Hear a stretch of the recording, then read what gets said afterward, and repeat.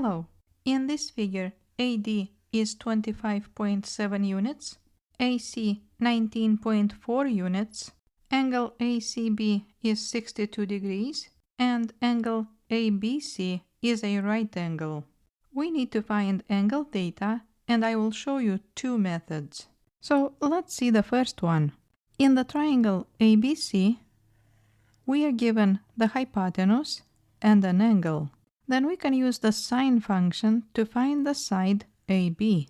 So we will write that sine of 62 degrees equals the opposite side AB divided by hypotenuse of 19.4 units. So again, sine of 62 degrees equals AB over 19.4. Then we will multiply both sides by 19.4. Then on the right side, 19.4 will cancel. Then AB equals 19.4 sine of 62 degrees. And if we use a calculator in degree mode, then AB will be approximately 17.129. So we found AB, and now in the triangle ABD, we know the hypotenuse and the side opposite of angle theta. So again, we will use the sine function to write that sine of angle theta equals the opposite side of 17.129 divided by the hypotenuse of 25.7.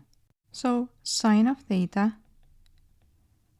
equals 17.129 over 25.7.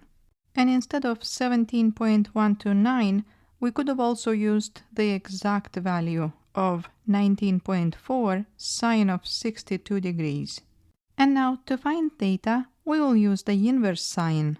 So we will write that theta equals inverse sine of 17.129 over 25.7. And again have the calculator in degree mode, and theta will be approximately 41.8 degrees. And now let's see the second method. In this method, we will use the law of sines. In this law, each ratio has a side over sine of the opposite angle. We will use this law on the triangle ACD. Now, if this angle is 62 degrees, then this one will be 180 minus 62 because these two are supplementary angles. And 180 minus 62 makes 118 degrees. And now in the triangle ACD, we will use the law of sines to form the following proportion. 25.7 divided by sine of the opposite angle, which is 118 degrees, equals 19.4 over sine of the opposite angle, which is theta. So again, in the triangle ACD, 25.7 over sine of 118 degrees equals 19.4 over sine of theta. Here we will use cross multiplying, and we will write that 25.7 sine of theta equals 19.4 sine of 118 degrees. Next, we will divide both sides by 25.7. Then on the left side, 25.7 will cancel. And now to find theta, we will use the inverse sine.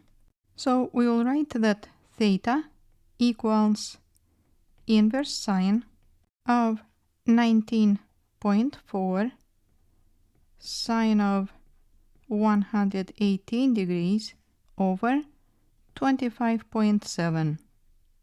Then theta will be approximately 41.8 degrees. And this is the same answer as in the method above. Please let me know in the comments if you had to pick just one method, which method you would use. Thank you for watching.